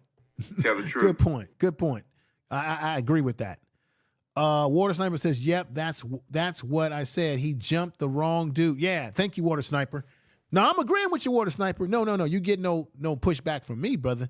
You always on point. No, I'm just agreeing with you. I'm just trying to, I'm trying to figure it all out just like everybody else. Brother, he was stripped. He was strapped. Brother, he was strapped. Okay. Well, see, that's what, once again, all of that leads to danger, man. All of this stuff leads to bad things. It doesn't lead to good things. It all leads to bad things. Jill's Chocolate Boutique is in the house. She says, whoa, yeah. Let's see. We got TYMC Kitchen says Snoop bowed Death Row. Yeah, he brought Death Row for pennies on the dollar for the catalog is worthless without Tupac. Wow. Okay. Thank you for correcting me on that. I thought maybe he had to pay, I thought he had to, because I thought that the catalog was worth some money because they did, say what you will, there was music that came out of Death Row that did make money. So, whether you like the music or not, the music did make money because that's what they were pushing at that time. T. Williams, but all of this is from the Willie Lynch letter plan. Interesting. That's right. Black Lives Matter podcast. What's going on? Melby, what's going on, Moore? How you doing? And let me see. We got Loco Tina, who says, face pink tears. How you doing? And let me go to, let me see. Dre shot Pac, not land. Pac died by reaching there were two guns in the stash box. Well, Drake didn't have anything to do with that. Dr. Dre got the hell out of out of that record company. He knew that the writing was on the wall. He wasn't involved in that. Let's stop it. Let's stop it. That's that conspiracy talk again. He had nothing to do with that. Thank you always. Shout me out. Yeah, I appreciate you, Jill. You always come over and support the channel. What's going on? The real Hebrew. The real Hebrew. What's going on, my brother Clarence? He says, how you doing, brother? I'm doing fine. Good to see you over here, brother. We got the queen that's just come in the house. She says, hello, welcome here. Good to see you. And then we got RY, who says, sorry for the loss of your if anybody that lost family members, people that you love, I give you my most condolences, and I shout you out and say much love and respect to you.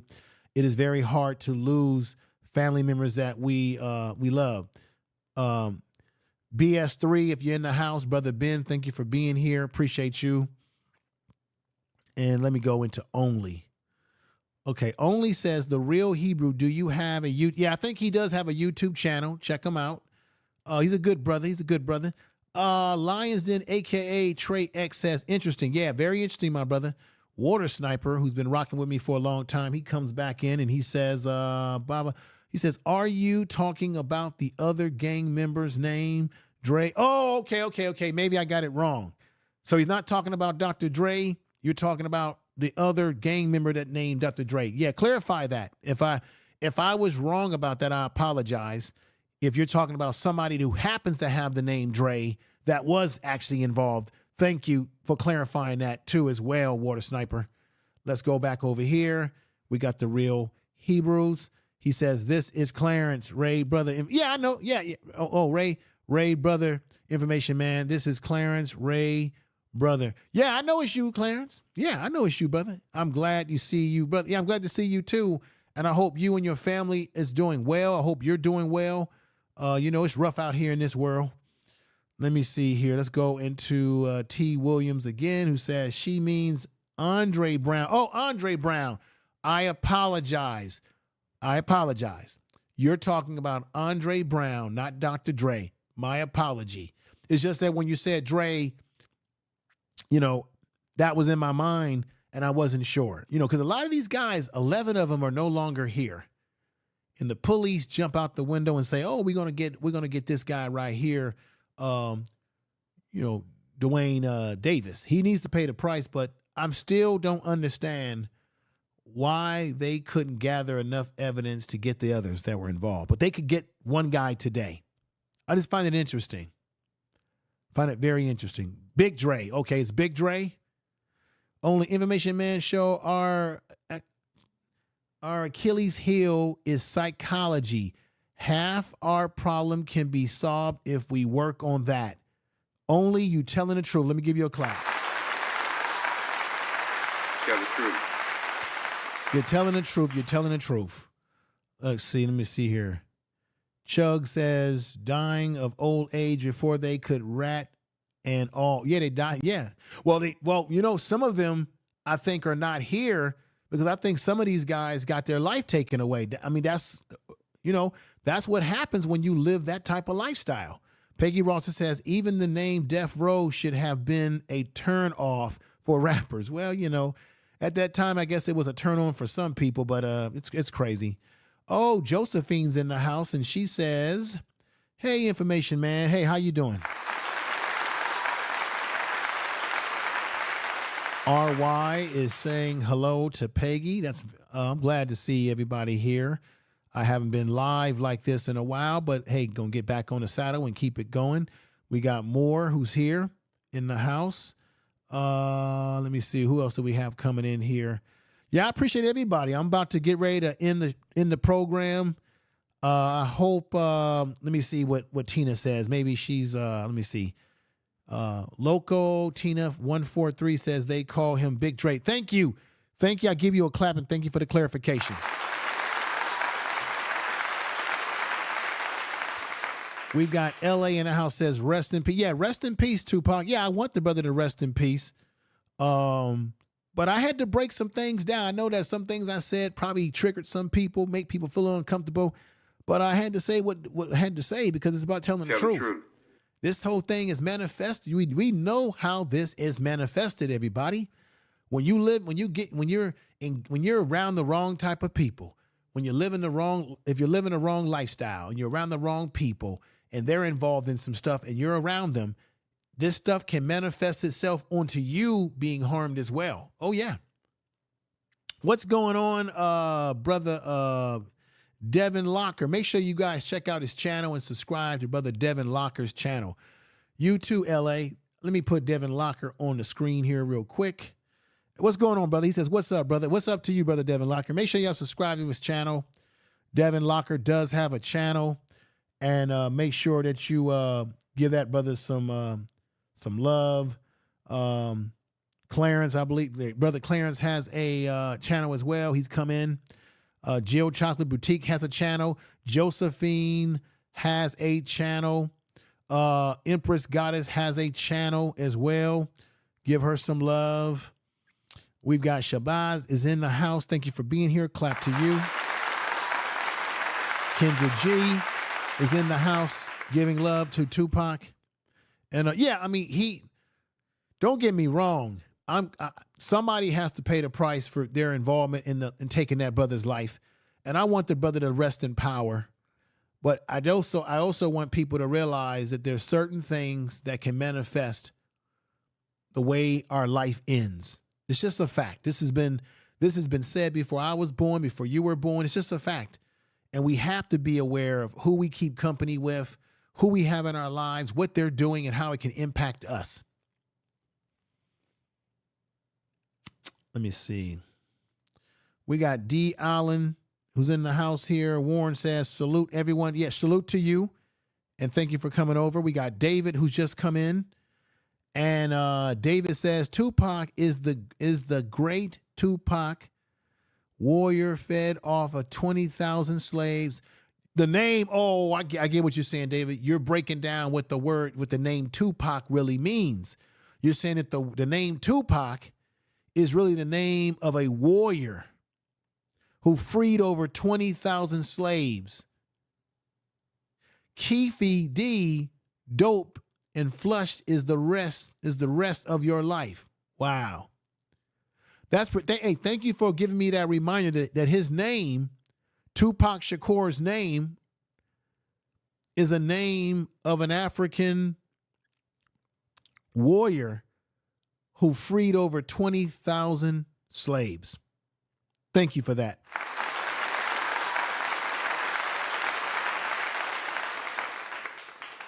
Alicia, thank you for coming over and supporting me on all platforms. I really appreciate you today as well. You've been rocking with me a long time, and I appreciate that. And I hope that you're having a great weekend and that your family and that you're personally doing well as well. I'm about to get on out of here, everybody. Just so you know, if you make sure you share this video in all your social media, share it in your social media, share it in your community tab if you're a content creator. I appreciate that. And to those of you out there who like sports, I have a sports channel called Prime Sports Media, where I've been following what's happening at Colorado with Coach Prime, Deion Sanders, and his players. The channel is doing very well. For those of you who may be interested in that, just stroll down this page and you'll see the logo and it'll say Prime Sports Media. Go ahead and subscribe to that channel if you like. And also subscribe to the Facebook page to that channel, which is Prime Sports Media as well on Facebook. Also, you can subscribe or follow the Facebook channel, the Facebook page to this channel, which is Information Man Show, because I'm going to revamp that Facebook page over there and stuff like that. So go ahead and check me out on all social media. Information Man on Twitter, all that good stuff out there if you like. And with that said, everybody, we're going to get ready to get out of here. I appreciate you. Have a great rest of your day.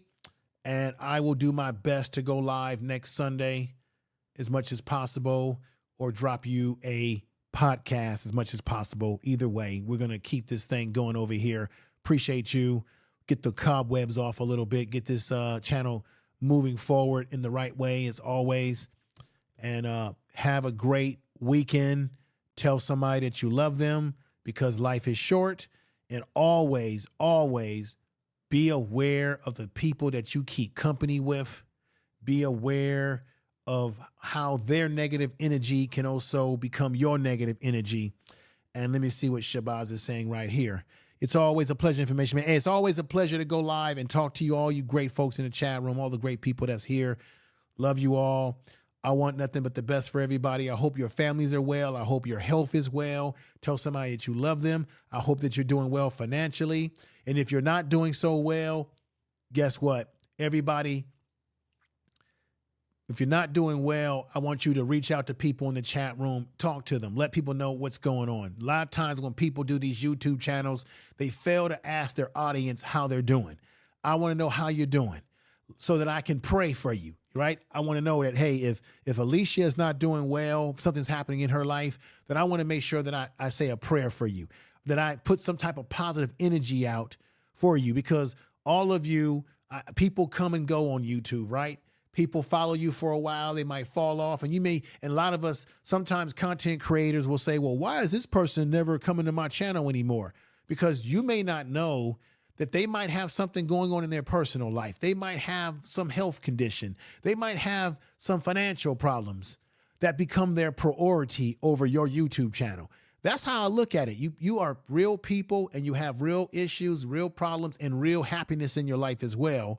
And sometimes life gets in the way, and we should always ask each other in the chat room, how are you doing?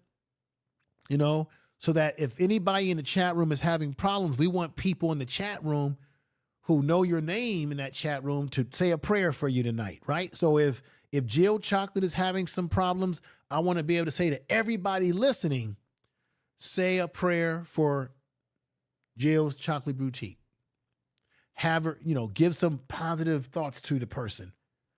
This is what we should be doing we should be using our channels to empower people, give information, but empower people as well, and to support people. Because this is a community over here. We come on, we get on YouTube during the weekends, on the weekdays. And I got to be honest, a lot of us use YouTube as a way to escape from our regular lives. Let's just be honest, that we're not maybe sometimes happy about certain things. And it becomes therapy for us for the moment that we're involved in YouTube, whether you're a content creator or people who are supporting these channels in the chat room and afar. That's what it's all about. Let's just be honest about it. It's therapy for all of us. That includes me too. Jill's Chocolate Boutique said this. Let me see what you're saying here. Yes, Information Man, I would do the same for you as well. Hey, thank you. Thank you. Thank you. Let me see. Unapologetic. I like that name. Keffe D is not Tupac's killer. Okay. Unapologetically black. Tell me if I'm wrong or right. There were 11 people who have passed away or have been killed that were involved in it in one way or another. Would you agree with me? Even if he's not the physical killer of Tupac, that he is a contributor to Tupac's death like everybody else that was involved, whether directly or indirectly. Would you agree that it was reported that it was his nephew who got jumped when Tupac got involved in jumping him and got beat up, and his nephew was affiliated with the Southside Crips? Is that correct? Yes or no? And is it possible, because this man was bragging about what he was doing? That's another reason why they got him, because he was running his mouth, talking too much. bullet casings and things of that nature that they found. Is it possible that he gave his nephew the very murder weapon, or gave the murder weapon to those that were affiliated with his gang to do the deed? And if he did so unapologetically black, then he did contribute to his death. So he just as well did it. And because he's the only one alive, you know how the police work. They're going to throw it on the first person that they can get their hands on that's alive right now. So I want to know your opinion about that, because I'm going to tell you right now, brother, unapologetically black, I'm not buying the conspiracy theories. Tupac is ultimately dead because niggas killed him. What do I mean by that word? It was Sambos and Gumbos, black people who don't represent real black culture, but represent gang and culture, which is not black culture. And therefore, they killed him. They're responsible. They contribute indirectly, if not directly. That's a fact. As simple as that. We got to stop apologizing and getting caught up in these conspiracy theories. Oh, it was the police. When has, like I said earlier in the show, when have the police not liked black people? So when you say, well, the police is the ones that set Tupac up, well, of course. The police in New York set Malcolm X up to be assassinated. But yet, who are the ones that pulled the trigger? Black people who look just like Malcolm X. Tell the truth. Same thing with Tupac. Even if the police were involved in a conspiracy, if you want to go at the conspiracy of Tupac's death, guess who pulled the trigger? Black men that look just like Tupac. So at the end of the day, we're killing each other. Tell the truth. Tell the truth.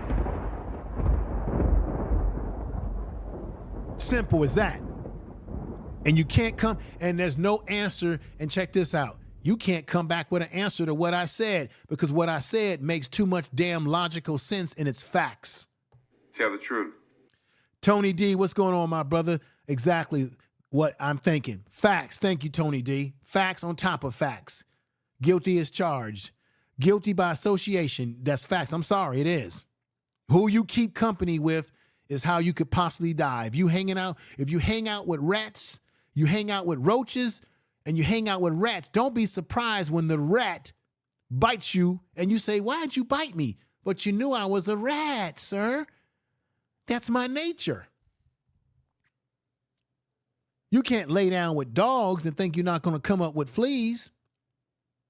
You can't manifest, whether it be in your music or manifest this thug image in outside your music, or at least portray a thug image and hang out with known gang members who are known to take people's lives and think that you just gonna wind up on the right side when you stay in that mix. That's why Dr. Dre got out of Death Row Records. That's why even Snoop Dogg got out of Death Records, because they both saw the writing on the wall.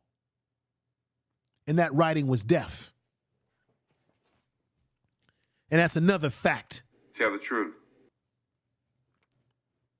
When clout goes wrong, that's right, sister, when clout goes wrong. That's right, Alicia, right. Nobody can, you can come in here and say, well, he didn't kill him. Yes, he did. Whether he pulled the trigger himself or not, he contributed to it by putting the gun in the hands of those that did it, whether it was his nephew or some other gang member that he had control over because he was a shot caller. And like I said, another reason why they got him, which the police were playing games, they should have arrested this man and those other members a long time ago. He was running around, running his damn mouth. Getting up there with Vlad TV, running his mouth, man. I don't know why these rappers and entertainers set up there with Vlad TV and run their mouth.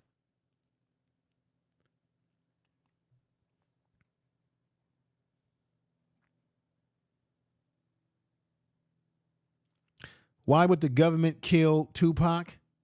The government, whether it's just the same thing with Malcolm X. Even if we say that the government is responsible for Dr. King's, for in the case of Malcolm X death, even if the fact of the matter is, who were the people who pulled the trigger? They looked like me and you. who was the undercover police officer, the rat who was working security for Malcolm X, who act like he was giving him a suscitation, right? Remember on the video? And then he came out years later and said, I was working undercover and I was infiltrating Malcolm X in his movement. And he got up there crying because he felt guilty about what he did. So the government, yeah, they can be behind all this stuff. Police can be behind all this stuff, but who pulled the trigger? The people that pulled the trigger look like me and you. Can't argue that. There's no comeback from that. There's no argument to that. There's nothing you can say. You can't clean it up. No way you can. No.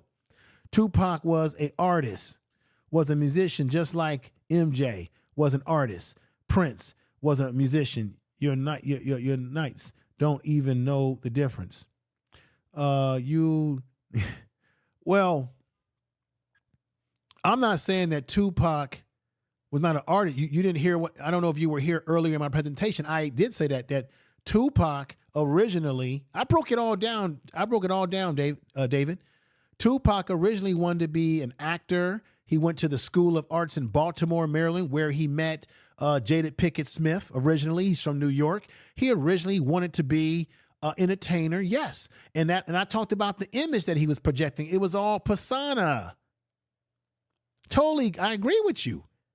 He was an artist, but his death ultimately was led by the fact of his association with that record company, with those individuals in that record company, and how he got himself caught up in their mess that became his problem when they came back to take his life. And the individual that he associated, everybody knew that Suge Knight was bad news. Everybody in the music industry at that time knew that he was bad news. Let's keep it real.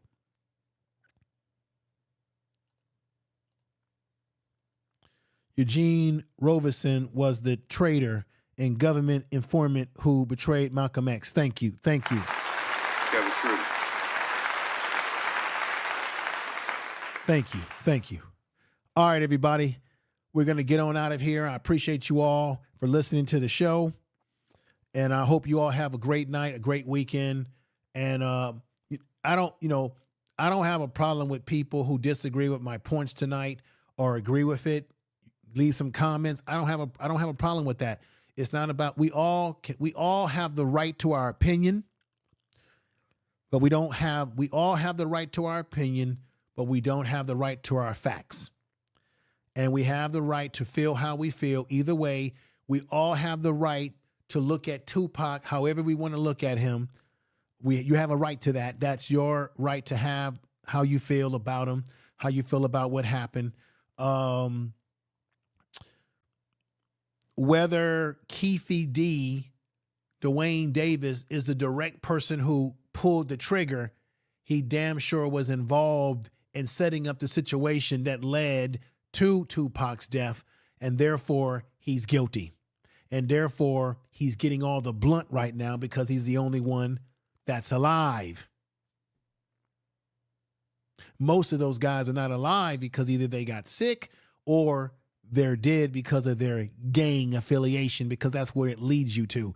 And just for those of you who are listening who say, well, what do you know about what you're talking about? I know a lot about what I'm talking about because I deal with gang members. Every gang on this planet, I deal with them up close and personal in my work capacity as a therapist.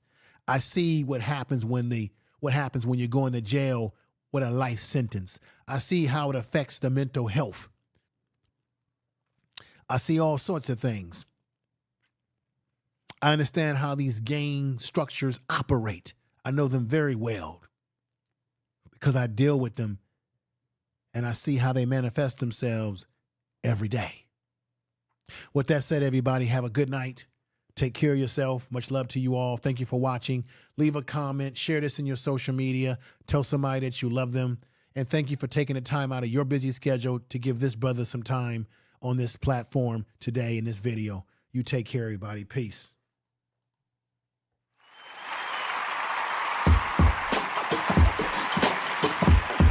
Tell the truth.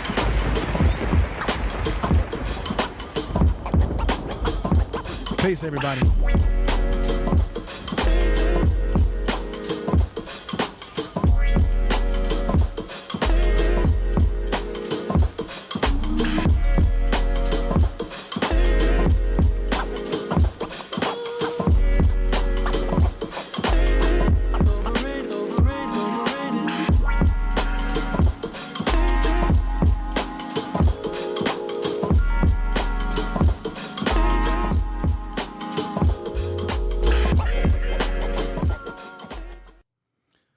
I just want to say real quick, I want to thank the doctor.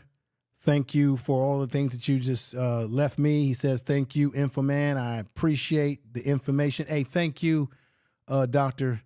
Nabi. Hey, everybody, this is a great brother right here. You will see him on Black Man Unfiltered's channel every Wednesday night with Coach K. He goes deep. He is a doctor. This man deals with relationship counseling, just a whole. He is deep. Great perspective, very calm in the way he speaks to people, very academic in the way he reflects on how mental health, how relationships, how people deal with each other emotionally, the whole nine yard. This brother is for fun aside. He's the truth. Thank you for that super chat, brother. I really appreciate that. I got to hit this for you. You are information is power. Please make sure to subscribe to his channel. And let me hit this. Thank you for the super chat. And with that said, I got to do this for you too. And thank you, everybody. Here we go. Thank you for the super chat. Thank you, doctor. He's on Black Man Filtered's channel on Wednesday nights, hosting his own show over there. No drip this, tell him run it on. No sleep, no rest. Might crash, might wreck, but first die. Stretch, tell him run it on. I wake up, flex, thumb down now. Check, no drip this, tell him run it on. No sleep, no rest. Might crash, might wreck, but first die. Stretch, tell him run it on. 9 out of 10 roll through my hands, I'm by my lonely. Turned to a savage, now my baby wants to hold me. I love my fans, don't need no friends, I got my homies. Thought I could trust you, I find out you tried to zone me. I'm number one up on that court, I'm Nick McGrady. The first one in, the last one out, can't call me lazy. Put him.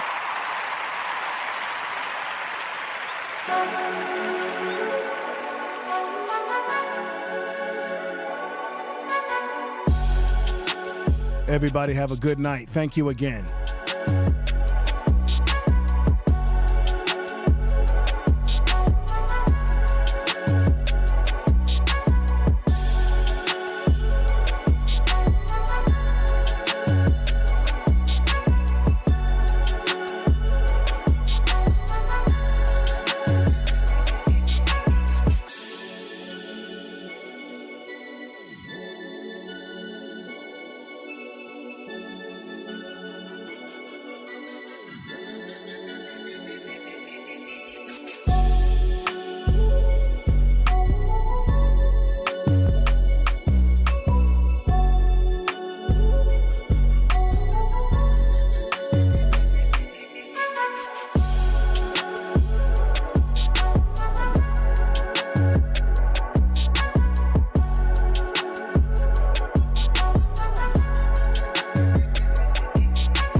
BS3 Network, changing the way you listen to podcasts. BS3 Network, changing the way you watch TV. BS3 Network is now on Roku TV under BS3 TV. Download today. You are now tuned to BS3 Network.